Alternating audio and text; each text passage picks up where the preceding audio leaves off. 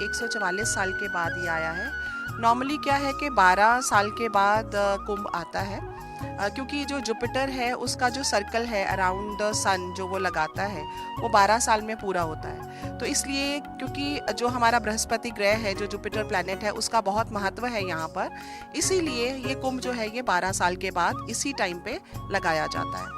तो कुंभ में क्या है कि जब अमृत मंथन हुआ था, जब समुद्र मंथन हुआ था, उसमें जो अमृत की बूंदें गिरी थी वो एक 4 जगह में से एक यहाँ पर भी वहाँ पर जो था उसका हुआ था, गिरी थी अमृत की बूंदें, और उसी का महत्व है। और यहाँ पर दूसरा महत्व ये है कि यहाँ पर गंगा यमुना और सरस्वती जो हमारे अंदर भी जो सूक्ष्म रूप में ईड़ा पिंगला और सुषुम्ना के रूप में हमारे अंदर भी विराजमान है, उसी तरह से ये बाहर गंगा यमुना और सरस्वती के रूप में विराजमान है। और वहाँ पर जो यह महासंगम यहाँ पर जहाँ हो रहा है तो ये हमारे आज्ञा चक्र जो है उसको रिप्रेजेंट करता है।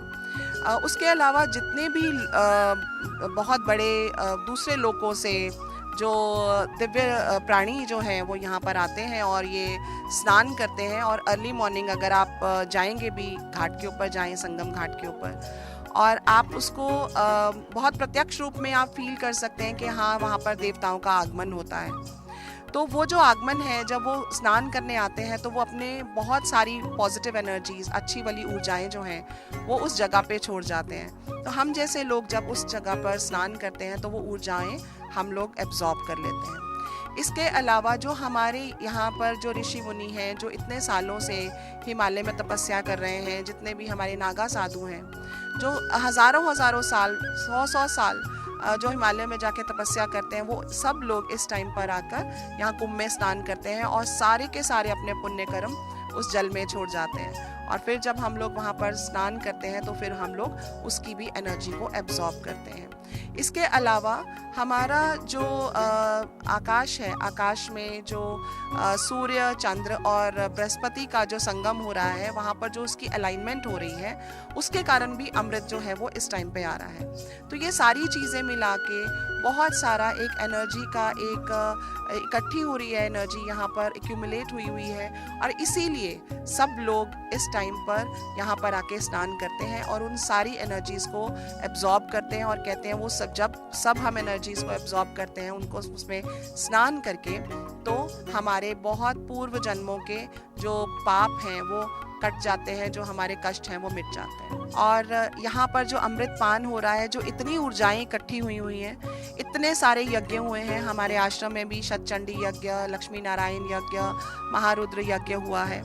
ऐसे हज़ारों जगह पर यहाँ पर ये इतने बड़े बड़े यज्ञ, इतने मंत्र चल रहे हैं। आप आके देखेंगे यहाँ पर तो सारी रात मंत्र चलते हैं। कहीं सिया राम हो रहा है, कहीं जय कृष्ण हो रहा है, कहीं हर हर महादेव हो रहा है। तो सारी रात, दिन रात 24 घंटे, पिछले एक महीने से जो यहाँ पर इतना मंत्रोच्चारण हो रहा है, इतने यज्ञ हो रहे हैं, उनकी जो ऊर्जा यहाँ इकट्ठी हुई है, आप आइए उसको ग्रहण कीजिए। किसी भी गंगा घाट पे हम स्नान करते हैं तो उसका उतना ही महत्व है, क्योंकि जब हम उसमें स्नान करते हैं तो जो हमारा अंदर का जल तत्व है वो उस जल तत्व में विलीन होकर और वो संगम पर जब पहुंचता है तो हमें उतना ही उसका फ़ायदा मिलता है। तो सभी संस्कार के जो दर्शक हैं, मेरा उनको बहुत बहुत शुभकामनाएं। जो लोग आ पाए हैं संगम में उन्होंने तो बहुत पुण्य कमाया ही कमाया है, और जो नहीं आ पाए हैं उनको भी सबको मेरी तरफ से यहाँ से बहुत सारी ब्लेसिंग्स, बहुत सारी शुभकामनाएं, और भगवान करे कि आप सब लोगों को